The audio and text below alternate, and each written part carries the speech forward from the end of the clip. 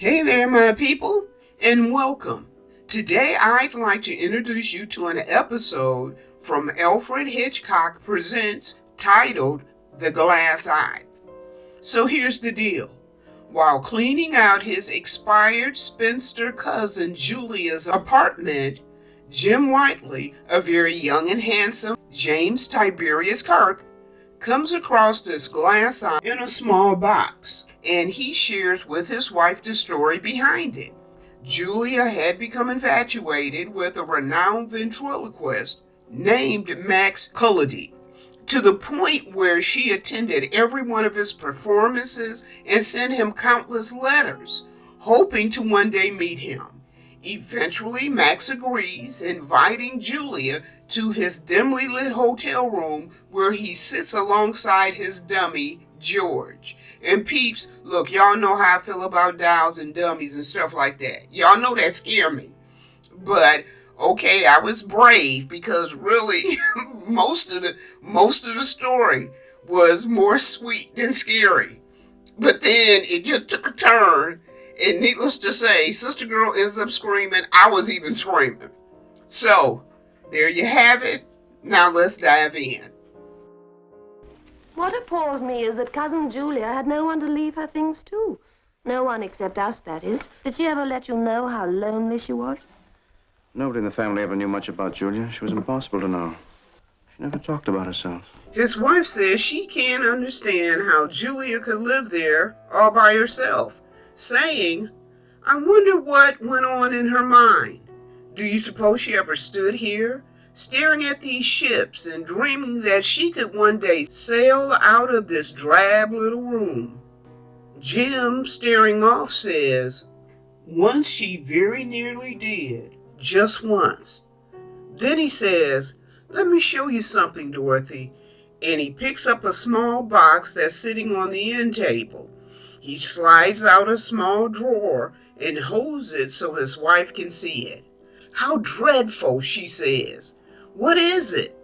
Jim responds, an eye, a glass eye. What a strange thing. You know what? Sister Girl says, what a strange thing to keep, but I'm looking at that eye, and peeps, I'm about ready to be done. Y'all know I hate doll stuff. I'm scared of that stuff. This eye is kinky. That's all I got to say. This eye look off. But okay.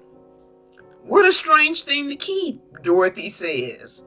Jim says, stranger than you think. If ever a life was symbolized by one single object, Julia's was. And by this.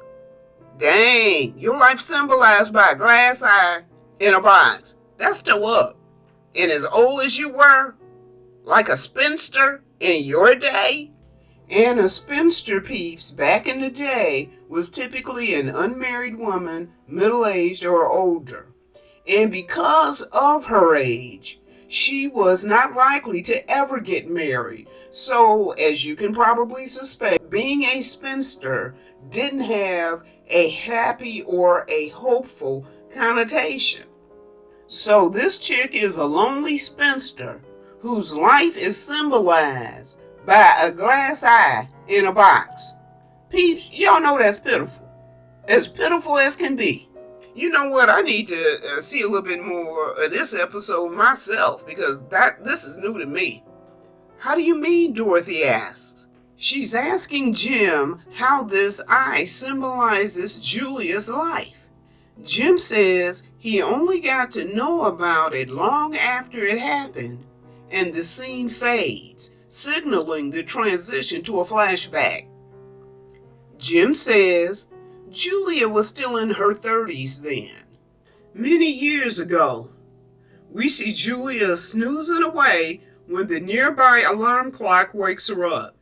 She turns it off and gets up to start her day. Julia goes through the morning routine of opening the curtains and closing the window. Bundled in her handmade quilt, she goes into the living room to light a fire. Jim says the loneliness, the desolation of her life was beyond belief. She herself was unaware of just how lonely and desolate it really was. Jim says, imagine that long ago she found a way to escape into a world where emotions and feelings never intrude. In her own way, I suppose, she was happy. She'd adjusted to it. Jim says every morning she made tea on the single flame, then she would dress and go to work as a clerk for an old-fashioned solicitor. That's what they called a lawyer back in the day. Jim says he wrote to his clients by hand, making copies by the old moist paper method. And each day like clockwork, she had lunch cheaply at a tea shop and read alphabetically the volumes of the best English authors. Julia just so happened to look up and catch a sweet couple in love, stealthily stealing a smooch in public.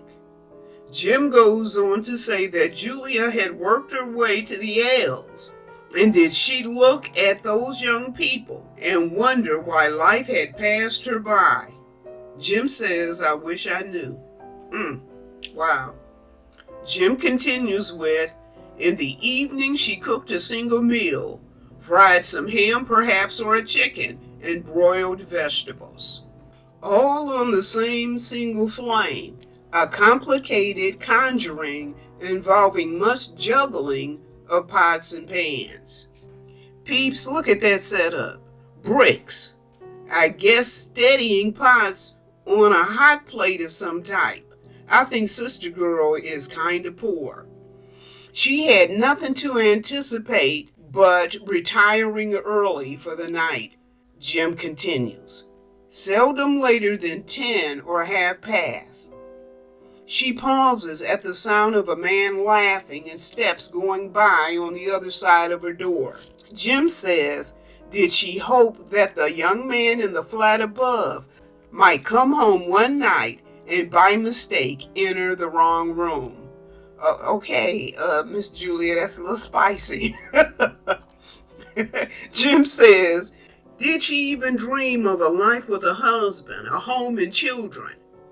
How could Julia, whose life had been so loveless, possibly have known that when love did come, it might lead to something dangerous and terrifying? Wait, what? Whose idea was this? Okay, let's say it was my idea. But I remember a tore-up ending. I don't remember foreboding or dangerous, terrible stuff leading up to the messed up ending. But okay, I'm old. I do blot stuff out, especially scary stuff out of my mind. Okay, peeps, let's continue. But look, I'm not promising not to bail if this story goes sideways. As a matter of fact, you can expect me to bail if this story goes sideways. Look, y'all can find it on any streaming service, and you can finish watching this yourself without me. Now, Jim goes on to say, after the dangerous and terrible statement he made, yet there is one small twist in it, one odd and unaccountable thing. Isn't me, peeps? Or does this all of a sudden sound like the Twilight Zone? Okay, continuing. It appears to be a theater, and Jim tells us it's late one summer and that Julia had a custom where every Saturday afternoon she took the small son of her neighbors to the old music hall in Fulham. Jim says she worshiped the boy, lavishing all her love on him, looking forward to the one day a week when her neighbor entrusted the child to her devoted care. She fed him lunch on those days, brought him a toy or a book, and the only reward he ever gave her was his smiles. A little is enough for Julia. Enough, Jim says, until this summer afternoon, the day she first saw Max Collodi. Collodi and George begin their routine, and Julia is enwrapped. She leans a bit just to get a better look at the comical pair. Her smile is wide, and she's chuckling and laughing along with the audience. The boy turns to Julia and says, "You forgot my lemonade," and she shushes him. A few minutes later, the boy shakes Julia by the shoulder and says, "I'm thirsty," and Julia shushes him again. Then the little brat says, "I'll tell mommy, little snitch." "I'll tell mommy you were mean to me." Really? Julia barely hears what this kid just said. "Please, Alan dear," just as soon as the act is over, and Julia turns back to the performing pair with the biggest grin on her face. As for the kid, he's got a pout face. I'm guessing he's rarely told to wait. The act continues, much to the enjoyment of the audience, especially Julia, who's laughing and laughing away. I can't imagine she's laughed this heartily in a long time. Julia leans over and whispers to the kid, "Do you suppose he could be Italian?" And she holds up the theater program. The kid says, "I'm thirsty." And Julia says, "Oh, please, Alan, in a moment, dear." Then she points to the program and says, "Max Collodi. Do you suppose that could be Italian?" And the kid says, "I said I'm thirsty." And Julia is just looking down at the stage. I don't even believe she's paying the least bit of attention to this kid, which is really his little problem. And not that he's thirsty, it's just that all of a sudden, he's not the center of her attention, or the sun upon which all the planets revolve. Eventually, the show ends. People are leaving or milling about the lobby area. Julia gives the kid a coin and says, "Here you are, Alan dear. You buy yourself some lemonade or whatever you want. I'll be right back." And she turns to walk off. When she does, Alan takes her arm and says, "You're not going to leave me, are you?" "No," Julia says. And Alan says, "Mommy says I'm never to be left alone." Okay, how old are you, 27? You can be alone for 2 minutes. Julia says, "I'll be right there on the other side of the lobby," and she walks over to the ticket window. She tells the gentleman, "I want a ticket for tonight, just one." She pays for the ticket and is walking back to where she left Alan when a theater poster of Max and George stops her. She steps closer to the poster and is looking at it when Alan comes beside her and asks, "Where are we going now?" "Let's go back inside," he suggests. "No, dear," Julia says. "I have to go straight home. I have a great deal to do this evening." And she takes his hand and they leave. Later that evening, Julia is sitting at the theater. Notice she's not in the balcony, but on the floor, closer to the stage, and she's dressed bright and lively, not looking like a spinster much at all. Max and George are going through their routine, and the crowd is laughing.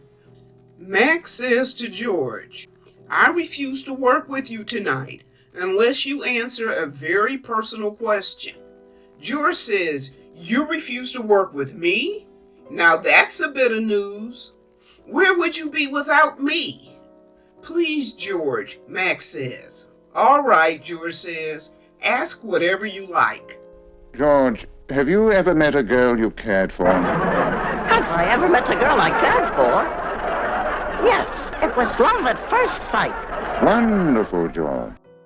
Peeps, Julia is all caught up.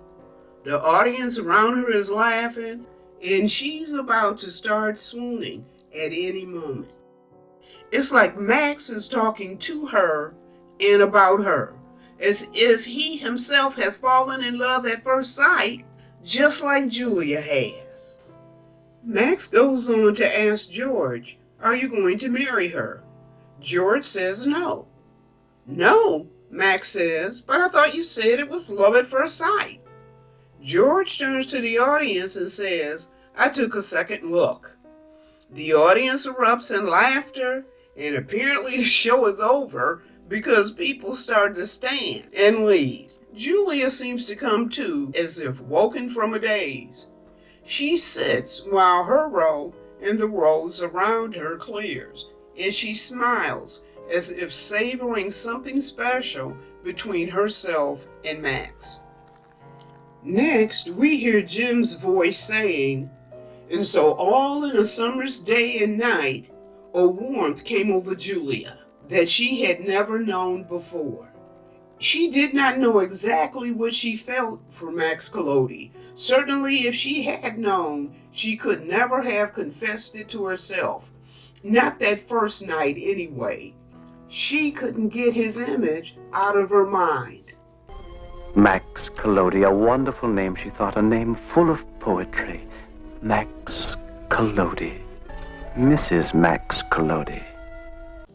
Madame Collodi, Jim continues. Or was it to be Signora Collodi? Suppose she was Signora Collodi. She was lying in the upper room of the villa in Italy on the outskirts of Rome. Max had been appearing at the theater. It was his footsteps she heard now. He would come in. He would come close to her. She would hold him. She would comfort him. She would send him to sleep. Max. This poor child. She is all the way caught up in her fantasy now. And peeps, I'm remembering the words from Jim earlier. Dangerous and terrifying. What the heck? What's dangerous and terrifying in this story about a nice lonely old spinster? What's gonna happen to this chick? Jim says that was the beginning of Julia's romance with Max Collodi. And this was the end of it, he says, picking up the box and closing shut the drawer. He stands and says, "Let me show you something, darling." He picks up and unrolls a theater poster and says she managed to steal this from one of the theaters in London where he appeared. And these programs, he says, picking up the Stack, the Hebidro at Stratham, the Pavilion at Finsley. Every night she traveled across London to pay half a crown, the equivalent of 50 to 60 cents in that day, to sit in a balcony wherever he appeared. How pitiful. Was it really, Dorothy? Or was it better to have these programs to look at every night before she went to bed? And every morning before she set off to work? No, it wasn't pitiful. It was frightening. Dang, dude. Frightening? I'm thinking like Dorothy. Maybe it was kind of pitiful. Yet Brother Man is saying frightening. Okay, let's continue. Jim says, because you see, Julia had made a resolution. She resolved to meet Max Collodi. He had to love her as she loved him, no matter what. Then Jim says slowly, no matter what she had to do. Okay, now that sounds a bit ominous. Is she gonna do something trippy? Or what? Jim says Julia wrote Max Collodi a letter. Okay, here we go. I'm not able to quote it, he says. I don't know what was in it. I do know that somewhere in the course of it, she asked if she might meet him. She'd given her employer her notice? What? Wait, what? I thought the chick was a little on the kind of poor side. I guess maybe she was being just super frugal, since it was just her taking care of her. But to quit her job, and it doesn't appear she has anybody to fall back on, like family. Gee, sister, I hope you know what you're doing. Jim says that she heard Collodi was going on tour of the provinces, and she had a small capital accumulated through many years of saving, and she would live on this as she followed Collodi about the country. So for a while at least, possibly forever, who could know? It was goodbye to the alarm clock, to the narrow bed, the lonely meals, the faded wallpaper. Sister Girl is taking one last look around her apartment like she's saying goodbye, peeps. Then she picks up her suitcase and leaves.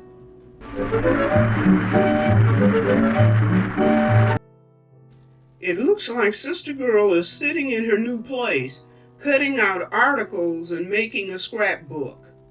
Jim says Collodi had replied to her very first letter, saying he was grateful for her praises, but he never gave interviews. Nevertheless, Julia went on writing and he went on replying, finally asking her to send him a photograph. Julia, with great trepidation, sent him a blurred snapshot taken long ago when she was 23. Okay, it sounds like Sister Girl is being at least a little bit cautious and smart. Then Jim says, as she grew more persistent in her letters, I guess in wanting to meet with him, Collodi grew more benevolent. He began to hint a meeting might be possible. Peeps, it sounds like the letters are starting to break a brother down a bit. Finally, Jim says, in Blackpool, and Peeps, I looked that up. It's a seaside resort town in Lancashire, England. Finally, Jim says, it happened. There's a knock at Julia's door, and she says yes. And the voice on the other side says, a letter for you, Mum. Julia grins wide and says, come in. An older gentleman enters and asks, are you Miss Julia Lester? When Julia says yes, the little old man says, he sent this letter by hand, given to me just 10 minutes ago backstage. Take it to the Livy, he said. I'm guessing this Lively is the place where she's staying. She takes the letter from him and grins, saying Max Collodi. Yes, Mum, the old gentleman says. Julia gives the old guy a tip and he leaves. And as for Julia, girlfriend is opening that letter as quickly as she can. My dear Miss Lester, like all of us in show business, I too have a certain amount of the theatrical within my makeup. Therefore, you must forgive my exacting certain conditions for this, our first meeting. Our first meeting! Wow, Peeps, this chick is giddy beyond compare. There's no telling how long she's been following this guy around, exchanging letters, and only able to get no closer to him than a cheer in the audience allowed. I can see her following him for weeks, if not months. And finally, Peeps, here it is, the day she has dreamed of. Reading the letter aloud, Julia says, this first time you are only to stay 5 minutes. Later, perhaps, if you still wish to go on seeing me, we might arrange longer appointments. If you do not mind being received with no other chaperone than my dummy George, and Julia's giggling at this, then, dear lady, come to the Sea Bank Hotel on Mortimer Street at 10 o'clock tonight. Tonight? Really? After his performance at the Winter Gardens Theater, she continues reading, respectfully, Max Collodi. Respectfully? Wait a minute. Now I'm back in the day. This is back further in the day than me. Way back in the day. Meeting with a man without a chaperone, that was a big old no-no.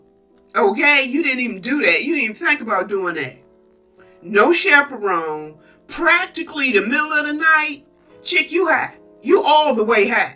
This is a bad idea 11 ways from Sunday, and she is so out there over it about this dude, she ain't even thinking straight. Sister Girl, you don't know this dude. He could be Jack the Ripper. He could be any kind of person.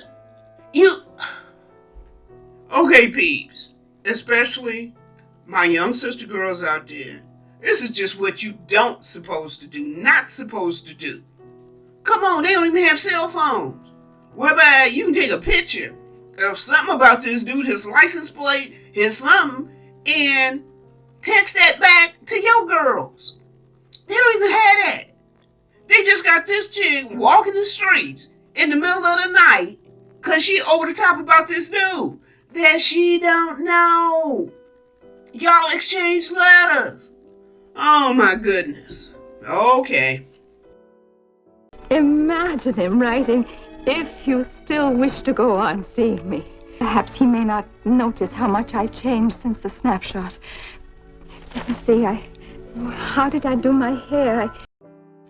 Next, we see Julia at a hat shop, and the young lady assisting her is Alfred Hitchcock's daughter, Patricia.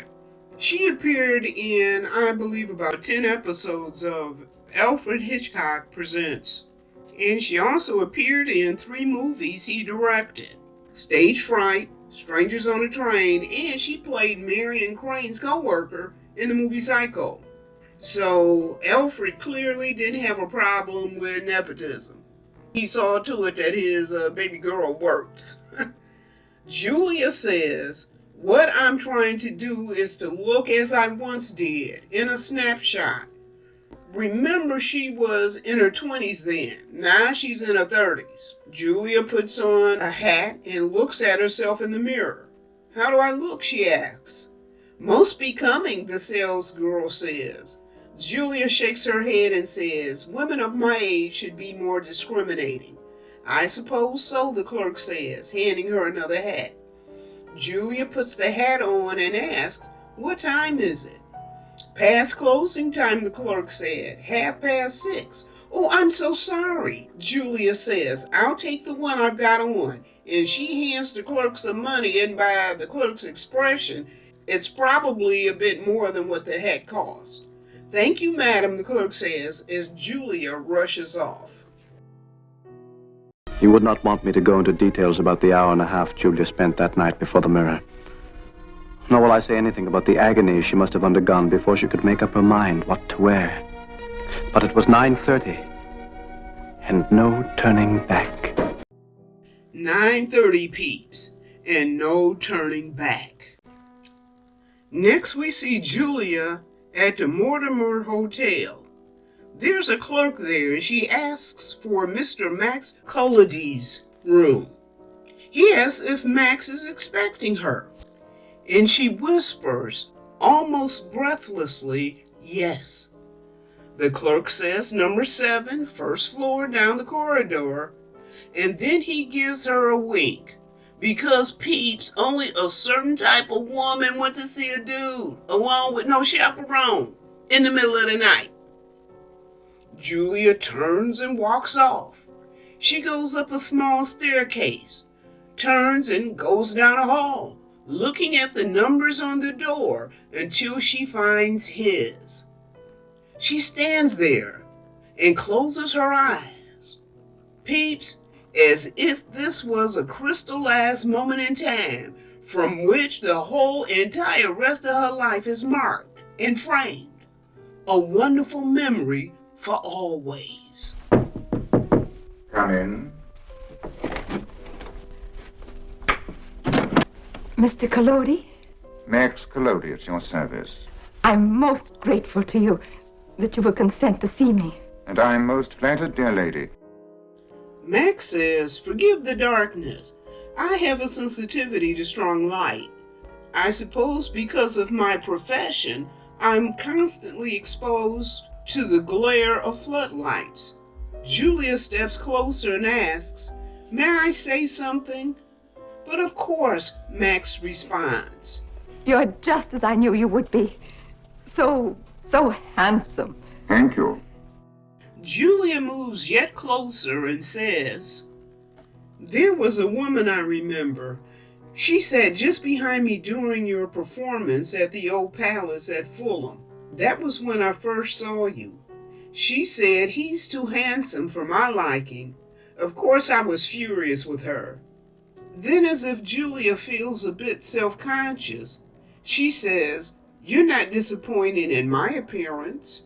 Max says, "Your devotion touches me more deeply than anything in my whole life." Remember, peeps, they've been writing back and forth to one another for weeks, probably months. "You are most beautiful. Please sit down," he says, and Julia sits in a nearby chair. "The snapshot I sent you was taken a while back," Julia says. Max says, You have mellowed with time. Oh, okay, that's kind of cute. That's a cute little line. Some people do not. Oh, I'm just so grateful to you for letting me come, Julia gushes. You know I've seen every one of your performances since that first one, a year ago. Wow, peeps. Max says, it is I who are grateful to you, dear lady. My life, I regret to tell you, has been an unbelievably lonely one. Of course you wouldn't know how that is. Julia looks sad for a moment, and Max says, forgive me, did I say something to... No, Julia says quickly. I was just thinking how lonely your life must be. After all, we in the audience never think of an artist as being lonely. I suppose we only think of ourselves. Julia looks at her timepiece and says, I do want to come back again. I see my time is almost up. Julia stands, and taking a step, she says, Mr. Collodi, I don't quite know how to say this, but ever since I first saw you, I've had the greatest urge to touch you. And Julia reaches out to grasp his hand and kiss it. Oh! Max! You are Max Collodi! Get out of here! Get out of here! Get out of here! Get out! Get out! Now, if this not a hot mess, I don't know what is. I hate dolls and dummies. How this dude not scary? I feel like jumping up and running out. Goodness. And it's a messed up ending. And I like this chick. How she gonna have this kind of messed up ending?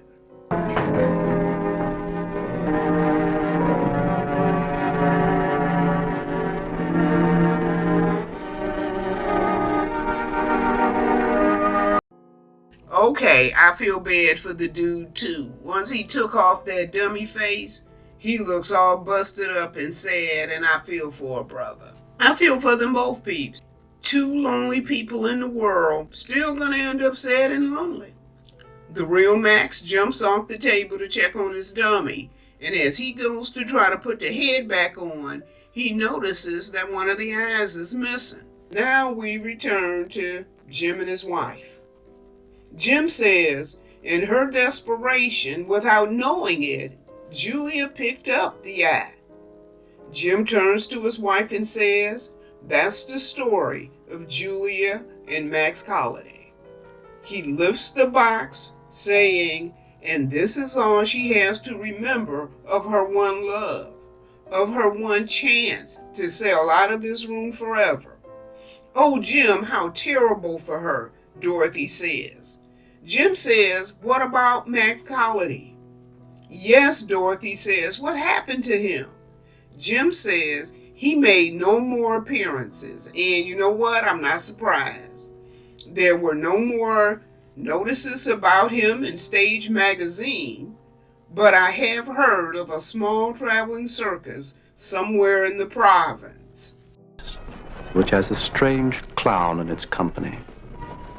He has a beautiful voice, and the children love to watch him, it is said, because he is so very sad, and yet so very funny. And there you have it, my people. Alfred Hitchcock presents The Glass Eye. Though it didn't have a happy ending and there was a dummy in it, I still enjoyed it. Jessica Tandy, who played Julia, was excellent as far as I'm concerned. She had me right there with her, rooting for her and a happy ending, though you knew that wasn't going to be. Jim made the ending sound more ominous than it was. This really was a sort of love story between two ships passing in the night that really should have kept right on passing. Julia probably felt this meeting was the beginning of something truly wonderful, while Brother Man, knowing the reality of things, had to have known it would end. But I suspect he wanted to know real, true affection and yes, love right there in the same space with him. So he dared. Well, my people, I appreciate you as always. And to my viewers, I appreciate y'all too. Toss out a few likes my way, okay? And to my viewers, think about subscribing and joining the village. Y'all be sweet to each other and kind to yourselves. Until next time.